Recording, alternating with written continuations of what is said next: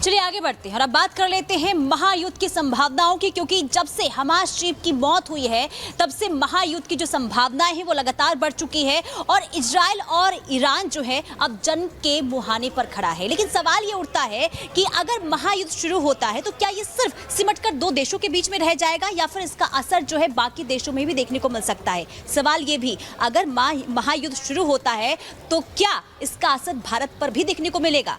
क्या कहती है रिपोर्ट, आपको दिखाते हैं।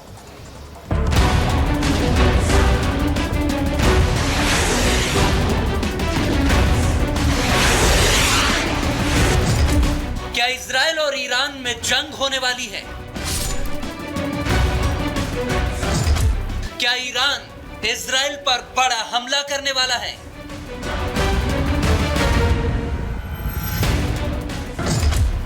क्या हमास चीफ हानिया के नाम पर वर्ल्ड वॉर होगा?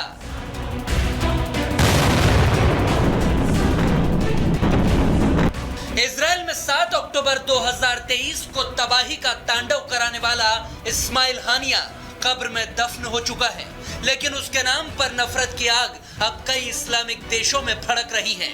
इनमें सबसे आगे है ईरान। तो क्या ये आग दुनिया को वर्ल्ड वॉर 3 में भस्म करना चाहती है? आशंकाएं तो कुछ ऐसी ही हैं, क्योंकि ईरान ने हमास के पॉलिटिकल चीफ इस्माइल हानिया की मौत का बदला लेने की कसम खा ली है। खबरें हैं कि ईरान के सर्वोच्च नेता अयातुल्लाह अली खामनेई ने इजराइल पर ईरान को हमले की मंजूरी दे दी है और अब ईरानी सेना जल्द ही इजराइल पर धावा बोल सकती है। 5 अगस्त वो तारीख है जब दुनिया किसी बड़े हमले की गवाह बन सकती है। क्या यही दिन तबाही की तारीख है?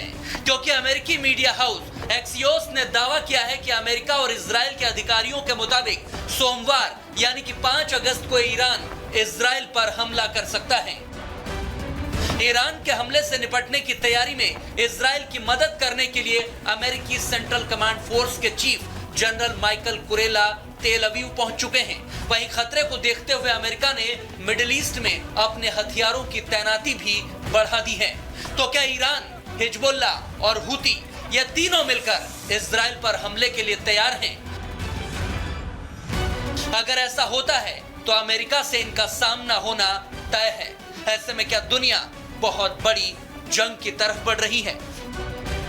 देखिए, ये जो माहौल है मिडिल ईस्ट में ईरान में और इजराइल को लेकर के, डेफिनेटली एक सीरियस जंग की तरफ बढ़ता दिख रहा है। सारी इंटेलिजेंस ये इंडिकेट कर रही हैं, अमेरिकन इंटेलिजेंस और खबरें जो आ रही हैं उसके चलते है कि शायद तैयारियां हो रही हैं ईरान द्वारा या फिर उसके हिजबुल्ला, हमास तो है ही, हुती द्वारा, इराक में जो मिलिशिया है, सीरिया में जो है उसके द्वारा। तो कह ही नहीं सकते कैसे होगा, पर ईरान ने तो कहा है, प्रॉमिस किया है कि वो अब रिटेलिएट करेगा इजराइल के ऊपर।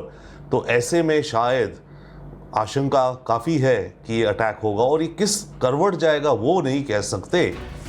इजराइल के साथ ज्यादातर देश खड़े हैं तो ईरान का साथ चीन और रूस दे सकते हैं। ईरान इस तैयारी में जुटा है कि वो ऐसे हथियारों का इस्तेमाल करे जो इन देशों के डिफेंस सिस्टम को भेद सके।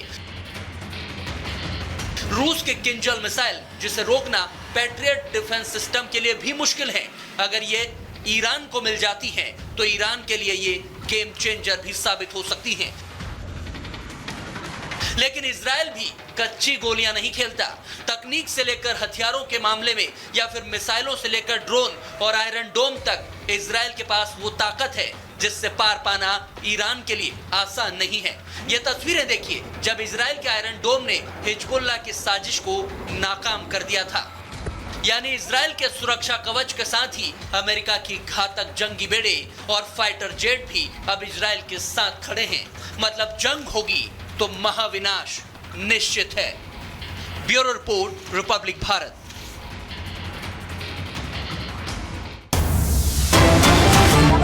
करते अल्टमैन नियुक्ति मामले में आम आदमी पार्टी को झटका लगा है। सुप्रीम कोर्ट से दिल्ली सरकार को झटका। एमसीडीपी नियुक्ति मामले में सुप्रीम कोर्ट का फैसला, अल्टमैन की नियुक्ति एलजी कर सकते हैं, 10 लोगों को नामित कर सकते हैं एलजी, और दिल्ली कैबिनेट की सलाह की जरूरत नहीं है। दिल्ली सरकार को सुप्रीम कोर्ट से एक बड़ा झटका लगा है। ये आपको बड़ी खबर के तौर पर बता दें। खाद का आयात, ब्रिटेन में दंगा फसाद, ब्रिटेन में अहम आबादी, त्रासदी की कहानी। ब्रिटेन जल रहा है। ब्रिटेन में 3 बच्चियों की मौत के बाद शहर शहर बवाल मचा हुआ है। ब्रिटेन की सड़कों पर अब तक का सबसे बड़ा विद्रोह देखने को मिल रहा है। Liverpool, Hull, Bristol, Leeds, Blackpool, Belfast, Nottingham, Manchester. Britain के नागरिकों का कहना है कि इस सारे फसाद की जड़ यहाँ बसे शरणार्थी, खासकर मुस्लिम आबादी है। वहीं शरणार्थियों का कहना है कि उनके स्किन का कलर देखकर ब्रिटेन में उन पर हिंसा हो रही है। कुल मिलाकर गुस्सा दोनों तरफ है और इसी गुस्से की लपटों में जल रहा है ब्रिटेन।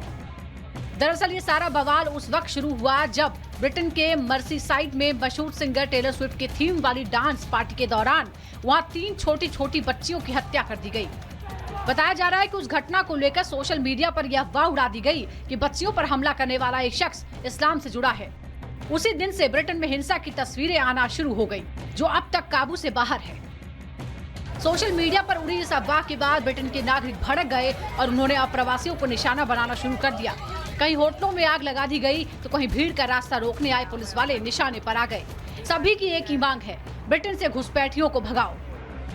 ब्रिटेन में फैली इस हिंसा की आग को काबू में करने में पुलिस ने पूरी ताकत झोंक दी है, लेकिन फिलहाल ब्रिटेन को इससे छुटकारा मिलता नजर नहीं आ रहा, क्योंकि एक तरफ जहां स्थानीय लोग अब अप्रवासियों के चलते खुद को असुरक्षित महसूस करते हैं, तो वहीं अप्रवासी भी अब सड़कों पर हिंसा करते दिखाई दे रहे हैं।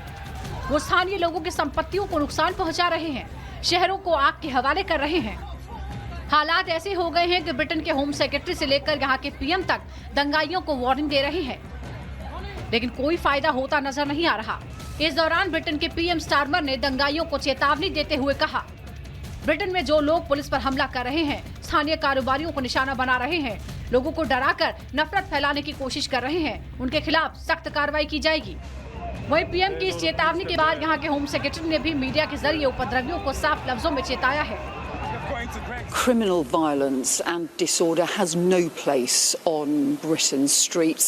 We've been clear to the police that they have our full backing in taking the strongest possible action against perpetrators. Britain के गृह मंत्री का यह बयान तब आया है जब वहां हो रहे हिंसक प्रदर्शनों की आग कई शहरों तक फैल चुकी है और ब्रिटेन के कई पुलिस अधिकारी हिंसक घटनाओं में बुरी तरह जख्मी हो गए हैं। लेकिन सवाल यह है कि आखिर ब्रिटेन इतना मजबूर क्यों नजर आ रहा है? इसके पीछे कई वजह बताई जा रही हैं।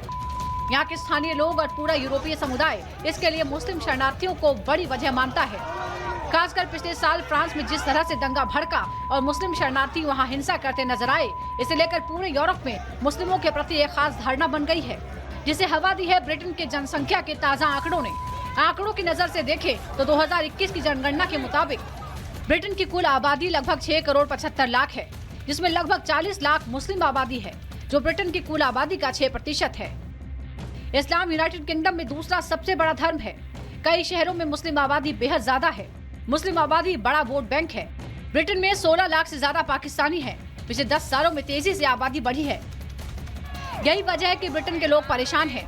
उनके मन में बढ़ती मुस्लिम आबादी को लेकर असुरक्षा का भाव घर कर गया है, क्योंकि कई ऐसे मौके आए हैं जब मुस्लिम अप्रवासियों ने शहर की सुरक्षा को ताक पर रख दिया, लेकिन ब्रिटिश सरकार स्थानीय लोगों की मांग अनसुनी कर रही है, जिसे लेकर अब लोगों में गुस्सा चरम पर है। Bureau report, Republic Bharat.